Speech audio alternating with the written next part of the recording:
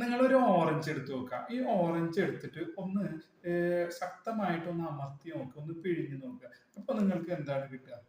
ഒരു orange juice അല്ലേ. ഇനി നിങ്ങളൊരു ആപ്പിൾ എടുക്കുക. ആപ്പിൾ എടുത്തിട്ട് ശക്തമായി ഒന്ന് ഇതുപോലെ ഒന്ന് ചെയ്ത് നോക്കി.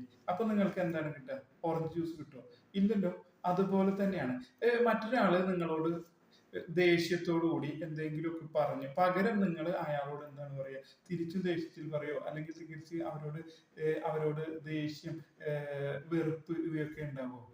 ഈ ഓറഞ്ചിന്റെ കാര്യം പറഞ്ഞ പോലെയാണ്. നമ്മുടെ ഉള്ളിൽ എന്താണ് ഉള്ളത് അതാണ് പുറത്തേക്ക് വരിക.